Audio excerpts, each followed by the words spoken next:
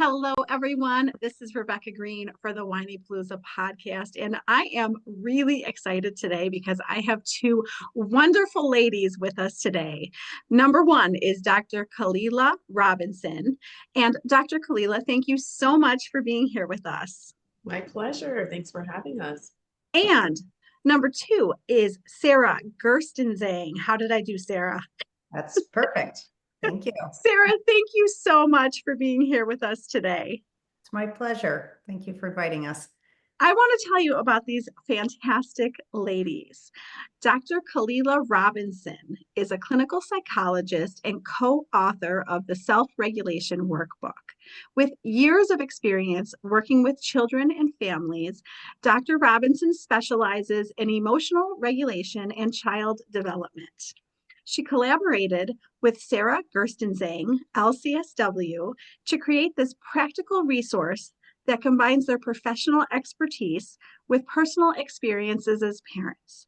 Dr. Robinson is passionate about helping families build stronger connections and giving children the tools they need to understand and manage their emotions during these formative years. And as I told these wonderful women, this topic comes up so often when I talk to moms and is so needed, which may be the answer to my first question. What inspired you to write this workbook? Yeah, so there's background between Sarah and I. We met at a group private practice that had a focus on working with children and families. And I think at this practice, both of us started to find our home base for how we like working with families and children, right? There's all these different approaches, all these theories, all these different practices that are promoted in terms of how do you help kids with self-regulation. And at this particular group practice, we found an alignment with how we like to work with kids. And that has so much to do with working with parents.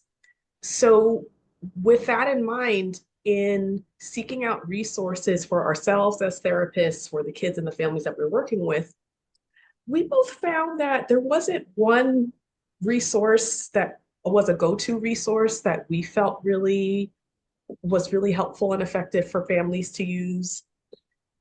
A lot of the resources and workbooks that we would use bits and pieces from for families, the parents wouldn't end up necessarily using or applying.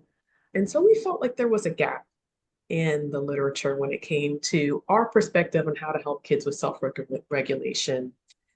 And we felt like we were sitting on a lot of really great information and experience that we wanted to share that, again, we didn't find was readily available to parents. And we really wanted to make it digestible and approaches that people could really just use right away. So that was most of it, really wanting to fill a gap that we found in literature. That makes so much sense. And I couldn't agree more. It sounds like a tool that any parents can use with their children. I'm assuming that it's for parents and kids to use together. Am I assuming correctly? You are assuming correctly, Sarah. I don't know if you want to speak to that. Yes, definitely. Because children 5 to 8, they're pretty young still, and they really need their parents. And certainly in this area, it's very important that the parents have a certain comfort and mindset around helping their children regulate.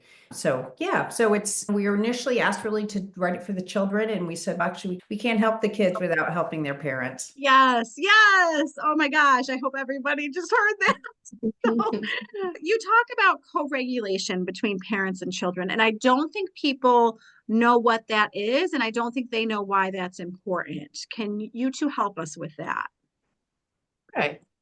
So co-regulation is something that happens between parents and children from the very beginning, very start of life, right? It's part of our survival, right? We learn to be comforted and soothed through that early infant parent bond and connection, right? So babies cry when they need to be changed or fed, or they're sleepy, and parents pretty naturally, for the most part, find ways to go ahead and soothe and regulate their children. And for a lot of parents, it becomes a pretty natural experience, and they learn how to look out for their children's cues of tension and emotional need. Starts out really from the infancy stage, right? So co-regulation is about soothing and comforting a child who's in some level of distress and tension, and learning again how to pick up on those cues and how to be responsive to them over time. It's Yeah, funny, go ahead. Kahlila's talking about this as these very early times, and I've just started volunteering at my local hospital in the NICU, and Oh, holding my this, dream. yeah, super fun.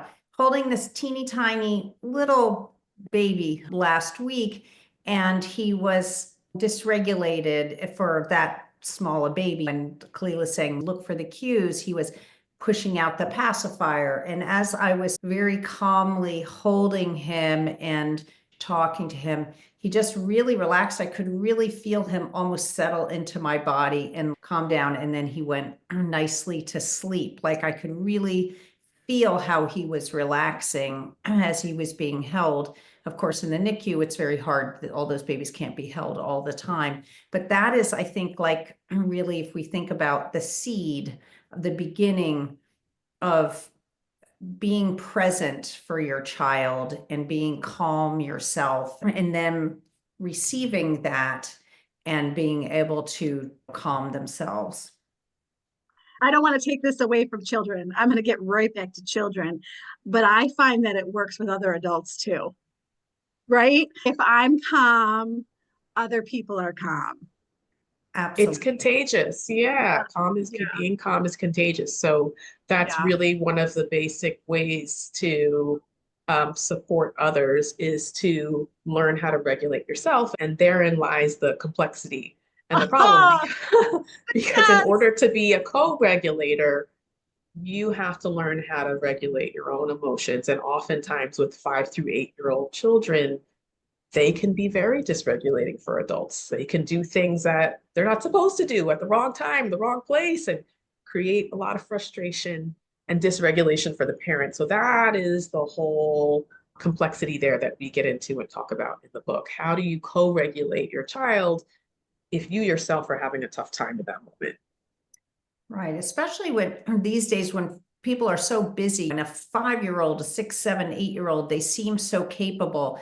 Get your shoes on, get ready for school, get out the door. You realize they're not an infant anymore and they seem capable, but yet how do you incorporate their need for attention from their parents into the busy life that, that we all have? 100%. You nailed it. And in the busyness, as we're running around and our children are possibly having what I would like to call a meltdown, maybe. Maybe they're not being so easy in the moment. How do we stay calm and regulate ourselves during hard moments like that? We, fortunately, in our book, there's the first whole section are concepts that are really important, basic concepts to understand about parent-child relationships: attunement, co-regulation, thinking about also the parent's own history, how they were parented. So lots of concepts in the beginning that give you a really good foundation for how to stay connected to your child and how to build emotion regulation in yourself and in your child. And the second half of the workbook is all strategies, all different strategies that we recommend to support parents in regulating themselves and calming their child. So how do you do it? There's in the moment ways that we think about, but those in the moment ways are only actually effective if you have this really set foundation and consistent approach to supporting your child's emotional development and functioning overall, right? So it's not this thing that like all of a sudden you can just out of nowhere spring up and all of a sudden you're this a master emotion regulator for your child. It's something that you build up over time. It takes time, takes effort, it takes a lot of attention. And there are some reliable ways of doing it, over time as you've got to know your child, what supports them. Like this NICU baby, Sarah learned the works really well for this NICU baby. So she'll probably use that again going forward. right? For my 8-year-old daughter, I've learned that letting her ride the wave of emotion that she's having and not really interrupting her, keeping it contained, keeping her safe, not having it be this completely disruptive thing, but allowing her to really fully express the depth of her emotion helps her the most. So it's also about learning what works for your child. And we can certainly discuss specific strategies as we continue our conversation. Yeah. Yeah, go ahead, Sarah. I'm sorry. Yeah. No, I just wanted to make one point. Kahlila had said how the book is set up. And I think the first thing that we said to each other when talking about whether to write this book or not was we really wanted it to be practical. We wanted, and Kahlila alluded to this in her introduction, is that we have had the time, we're passionate about, as it seems you are, Rebecca, healthy human development. And we've spent hours reading, studying all of the literature out there. But not every parent is going to do that. Their passion might be police work or making sure the stuff in the grocery store is fresh or whatever their jobs are. But for us, we wanted to make this really practical and easy and direct for parents. And just one other point, I was just listening to your podcast, Rebecca, about you and your husband and how does he do it all. And he was saying, focus where your feet are, like in terms of, so it's, how do I get all these things done? If I'm at work, I'm just going to focus on my work. If I'm home, I'm focusing on my kids. And that reminds me of one of my favorite ways to calm myself, which is just to make this connection, is I think about where my feet are on the floor, how my feet feel in my shoes, just as the most simple, because it can be chaotic. I think Kahlila mentioned something like when you're out with your children and how do you manage their emotions in these more complex situations? Kahlila has a really great story in the book about a birthday party. And so how do you manage your children when you're in these social situations? So for me, I try not to get too crazy about it. I just think to myself, do my feet feel firm on the floor? And that helps me calm right down. And then I'm able to think about what's going on with my child. Yeah, I'm going to do that next time. Think about my feet. Oh my gosh. I want to get back to the age group that you talk about. My 12-year-old is really good at pushing my buttons. And even like alone in the car with her all the time, driving her to all the things and the things that she says, I just find that I'm constantly taking a deep breath and telling myself that she's a normal, almost teenager.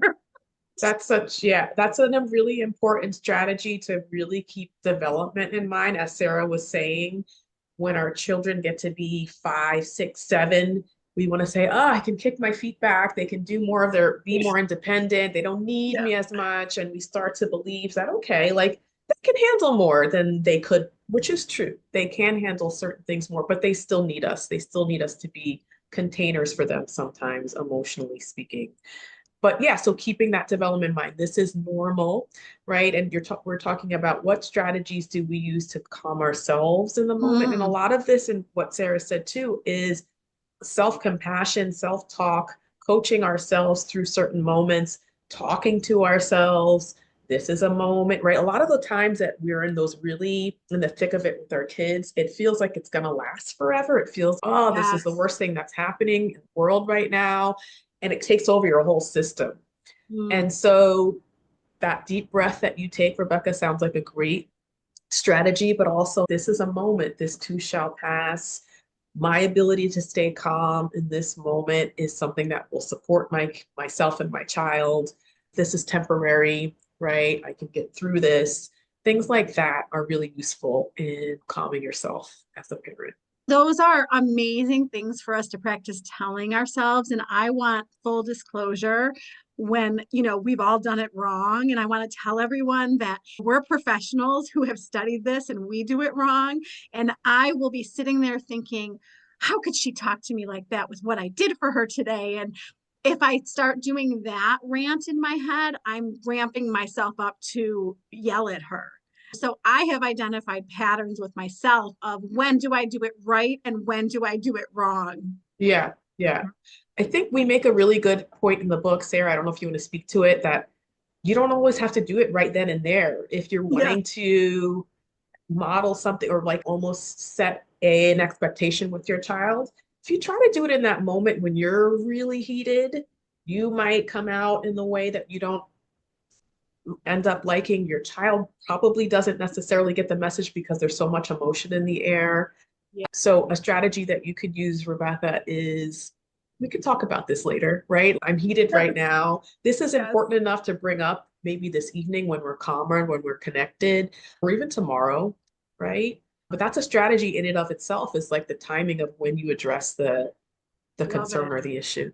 Absolutely. And even I think it is so important for us, for this point that you've made, Rebecca, that we've all done it wrong. We've done it wrong so many times. Yeah. One of the things I say in my acknowledgments is my appreciation for the parents I've worked with, because I've learned so much from them and how compassionate they are. But I'd love to further Kahlila's point about if you can have the presence of mind to say, let's talk about this later, that's just an amazing strategy. And if you mess that up, it's totally okay, because you can then come back to something.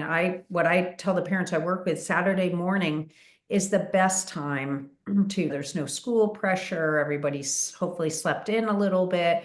Hey, on Thursday when we were driving home and mommy got so mad, I want to talk to you about that. Do you remember what happened? And then you can go through it, walk it back. As I say, you're thinking, what happened? What happened before? Why were we so upset? Maybe we were really hungry and I'm really sorry about the way I snapped at you. And that, just being reflective, that's another way of actually co-regulating Oh, with I love that. child. That is such good advice, because we all mess up and we all can repair it and Right. teach. Yes, exactly. We have a whole section in our book on repairing, So, repairing as a parent, and we actually have a little section on repairing for the child too, right? So ah, little guidance for the child. There's a section there. Hey, if you've done something with a peer or a sibling or something you don't feel good about, there's something you can do that's called a repair, which means that you acknowledge the way that you upset somebody. There's these different options for how kids themselves can feel more empowered to repair with somebody if they feel like there's something has gone wrong in the relationship. that's wonderful. I think that you picked a certain age probably for a certain reason. And I'm curious, I think the workbook is for 5 to 8-year-olds specifically, correct? I'm curious not only why you picked that age group, but also some things that parents might have misconceptions about that age group. Sure. Yeah, so I think the age group it's a really rich age. There's so much development going on. A lot of kids are entering school for the first time, right, at 5 years old.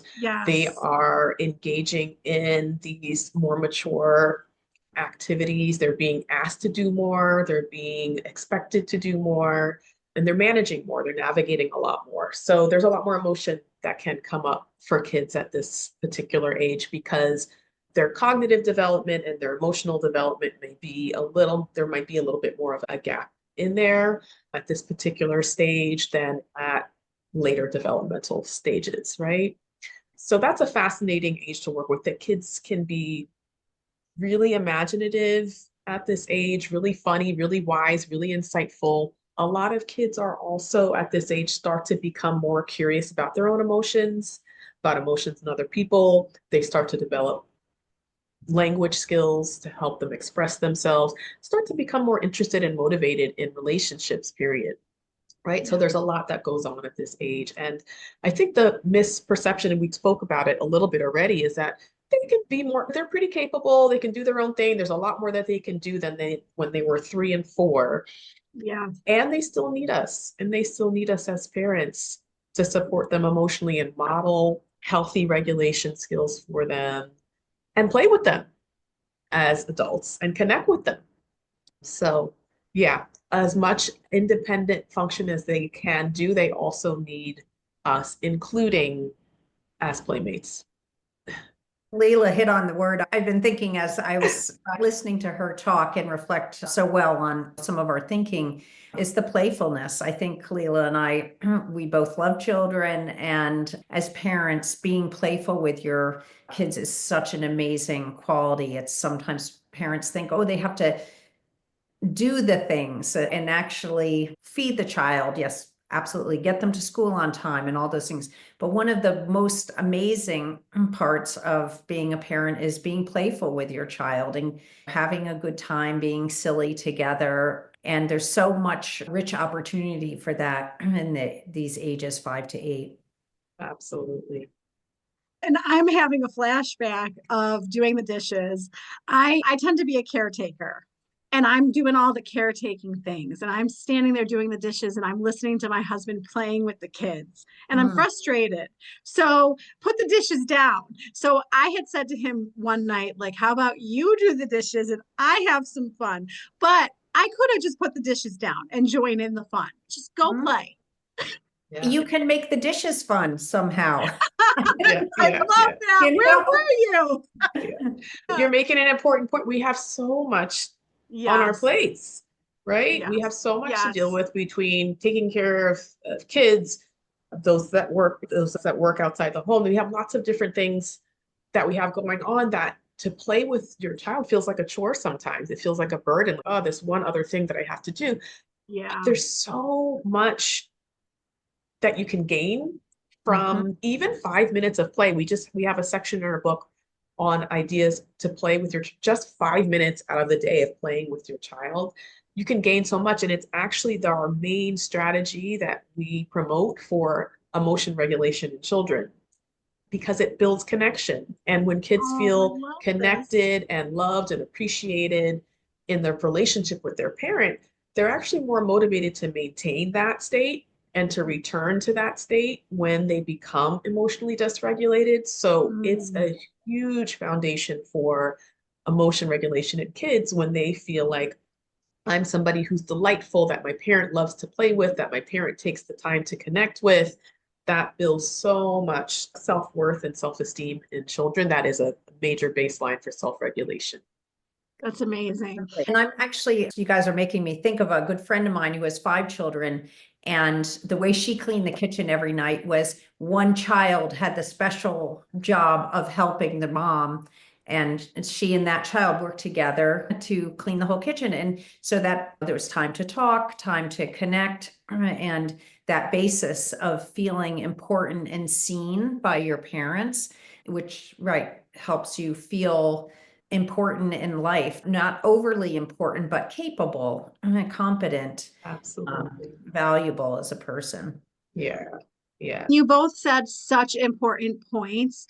I wish I had learned this 10 years ago that it doesn't take all day to spend time with our kids. We're so busy, and taking the 10 minutes with them is so special. It doesn't have to be long.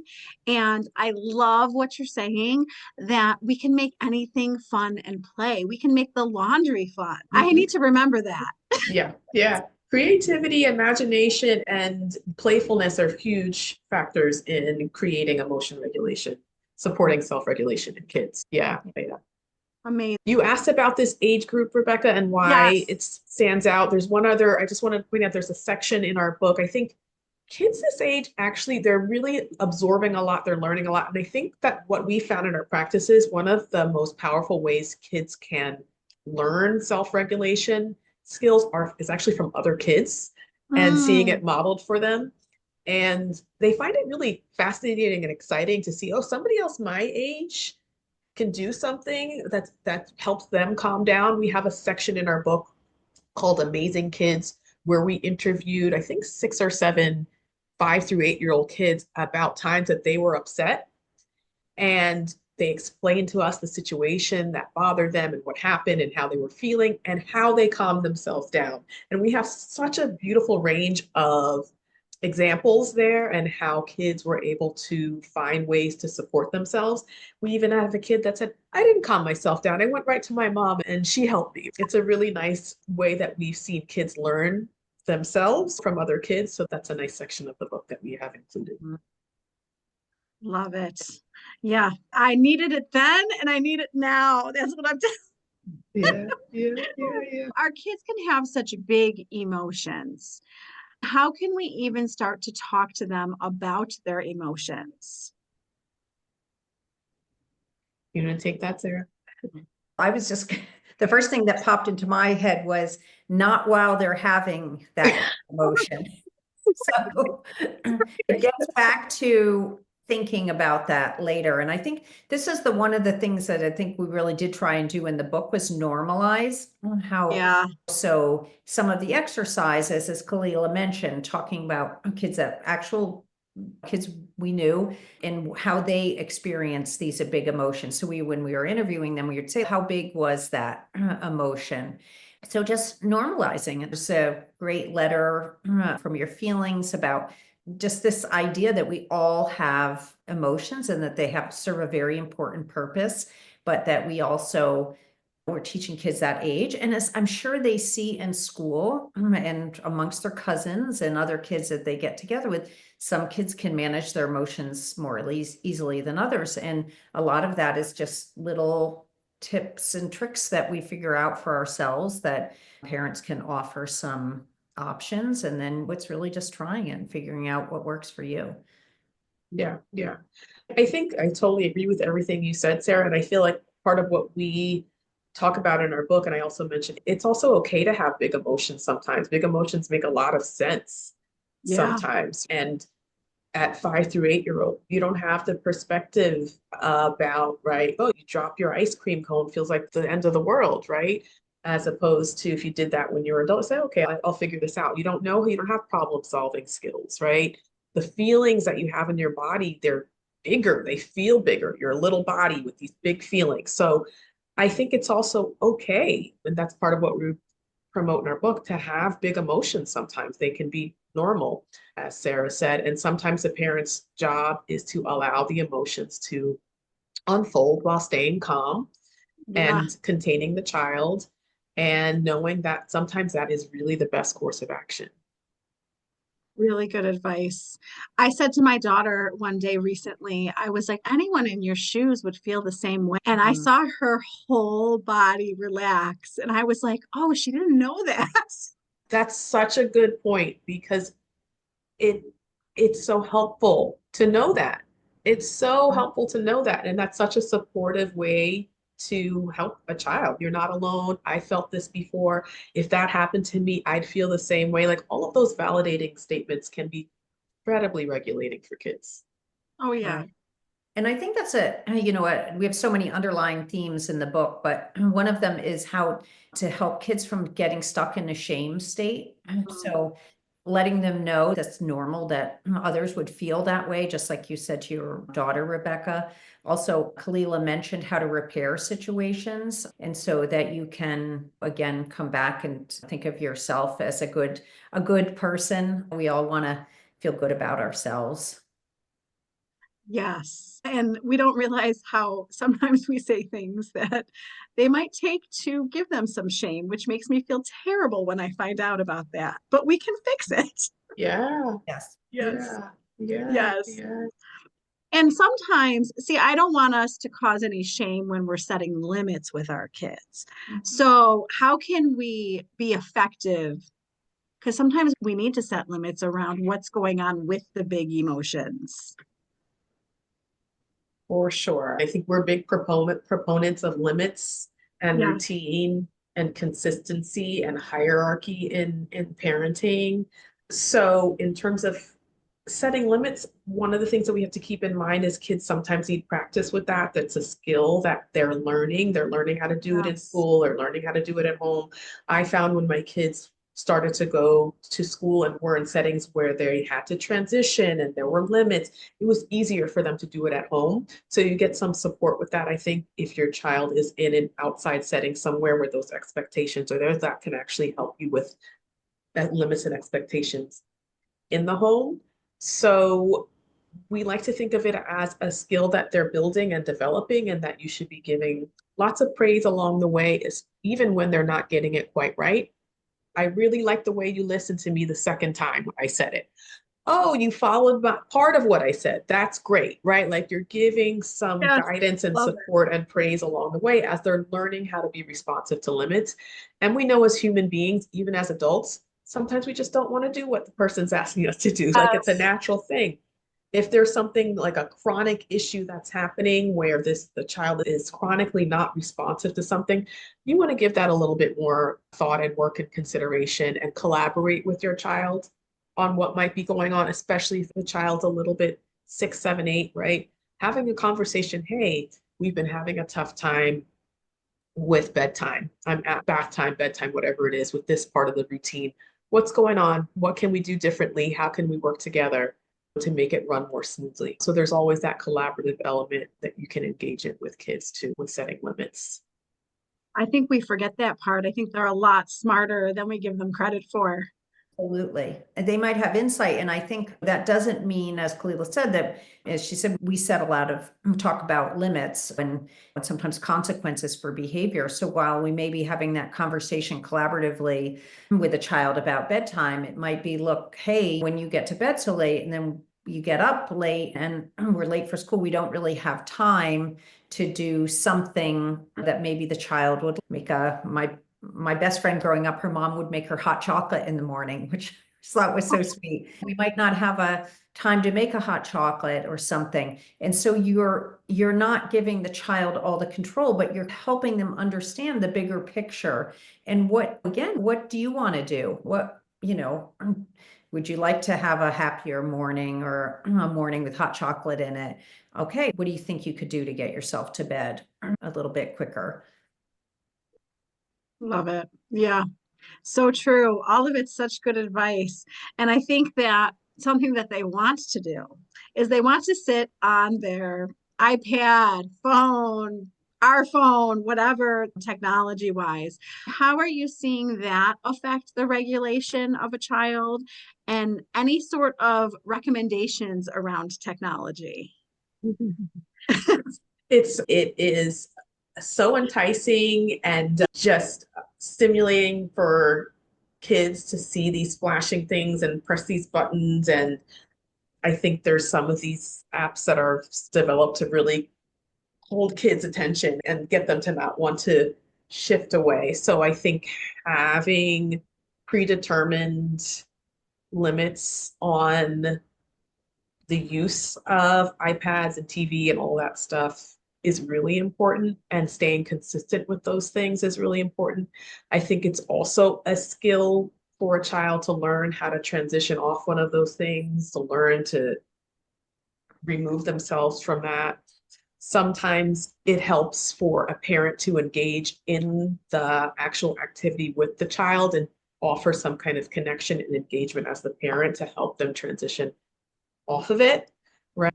And again, with this whole picture idea, right? If we're noticing that child's having a really poor response to transitioning off an iPad or a device, or it's causing a lot of tension in the household, you'd rethink that as a family, right? Hey, this is a thing that's Yes. bringing up a lot of tension. How do we work together around this? What are some ideas that you have? Concerned that it's X, Y, and Z, right? What are your concerns? What are your ideas? So those are some of the approaches that I would consider.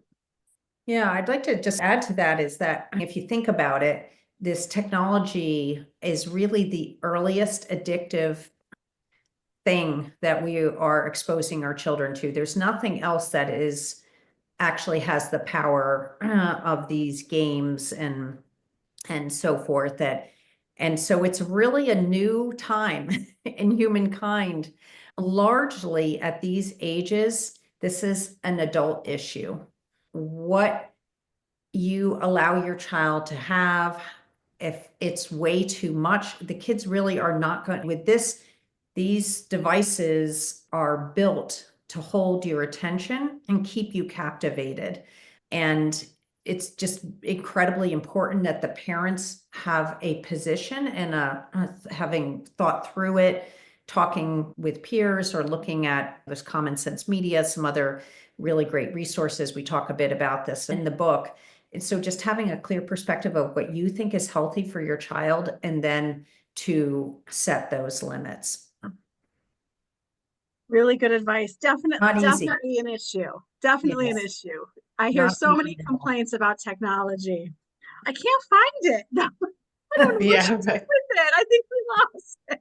Yeah, Yes. yeah, And yeah. I worked with a mom who locked the devices in the trunk of her car. It's the only way she could do it out of the house. And it's really challenging, obviously. Parents are busy. It's so helpful sometimes to have your child be occupied and be safe, honestly. Be safe for if you're not worried about them running out the door. 5-year-old, you're maybe talking on the phone or trying to finish something on for work on your computer. It's very tricky. Yeah. And I think that the thing that makes me so sad is that I get to talk to so many moms and they're so down on themselves. So, to the mom who feels like she just keeps failing in this area, can you give her some words of encouragement? Failing in the area of limits with technology. Failing in the area of helping their children through emotional regulation moments. Okay. Yeah. I love what you said, Sarah. I don't know what we had a conversation a few weeks ago, and you maybe correct my words, but you said something like any parent is capable of this, right? Yeah. This is not out of reach for any parent. I think if you have a concern that you're failing at this, you're already showing an ability to think about this and reflect on it, and that you have a motivation to support your child. So that is an amazing baseline. If you're already struggling and you're saying, I'm worried about this or concerned about that, you're already in a good place because that means you're thinking about this, you care about this, you want to support yourself, right? So that's the most important thing, really, is to have a sense of wanting to do something about this and motivating yourself to do this. And Yeah. that it's not easy. This is not an easy thing to do. It can be complex. Like we've all said, we've gotten it wrong plenty of times, and that's how you learn. That's how everyone learns. So through doing it wrong, you learn. You learn. So as long as you have that openness to learning, I think that's also really important. And you are not alone. So I don't know, right? If I had this mom in my practice, I would say, I wonder how much you're thinking about the times that you got it wrong versus the times that you got it. Yeah. We tend to focus more on the moments where, oh, I wish I didn't say that. I wish I had done that differently. And we pay so little attention to the times where the day went really smoothly. My kids are happy and healthy. They're connected. We had a great time. We don't necessarily focus on those. No, So if I was no, working with a mom like that, I'd really ask her to broaden her perspective on what this failure term is and consider all the times that she feels good about herself and her parenting, right? And then offer more support and resources with regards to whatever the stuck places are, right? And help her figure out new ways of supporting herself and her child in those moments. Yeah, those are all such great points, Kahlila. I think I would also just say to people that the parent-child relationship is a natural system, right? So no matter how badly you or how poorly you think you're functioning as the parent, your child wants to be in connection with you. They want to get along. It's a biologically driven desire to actually be in a healthy system together. So it can always be repaired. Your child wants to be close to you. And so even if you've had a bad day, oh, it's been a terrible year, or you think maybe even a few years, right? You're still coming to terms with maybe the way you were parented yourself, and you're realizing, oh my goodness, now I'm recreating this in my relationship with my child. But what could be better than having that aha moment and thinking, now what do I want to do about that? Kids really are resilient in their relationship with their parents. So yeah, it's think about the future, not yesterday, but tomorrow. Or oh, so true. And I've asked you ladies so many questions. Anything else that you want to share before I let you move on with your day? Yeah. I think that this workbook is really fun for kids. I think there and parents. I think there's some that's was part of the point of it is to make reading it and using it an actual way to connect and have fun with your child. So there's some sections in this book that I think parents and kids will really enjoy using and returning to. So it's not your typical workbook in that sense. I feel like there's a section for parents, a section for kids and parents to use together, and a section for kids. And I think they all offer some unique perspectives and some new ways of thinking about self-regulation in kids that are actually fun and connecting. Yeah, I think, yeah, in addition to that, I think we'd love to hear from folks if there's certain areas of the book that really resonate for them. We would love to hear that. Obviously, we're always learning ourselves, and we'd just really be excited to hear how folks made use of the material that we've shared. Tell everybody where to find the amazing workbook and where to find you. I have a copy of it here, so I'll just show it really quick. Yes. It's the Self-Regulation Workbook for children ages 5 through 8. It is available on Goodreads, Amazon. I think we'll have it in some select bookstores as well. Amazon is probably the easiest way to get it. It's on pre-sale right now and will be available on April 15th. Awesome. And anywhere specific you want them to contact you? I would say, let's see, I think those details we'll provide those details to you, Rebecca, so you can have them available to you easily. I just started my own professional Instagram page, so that might be a good way to reach me. How about you, Sarah?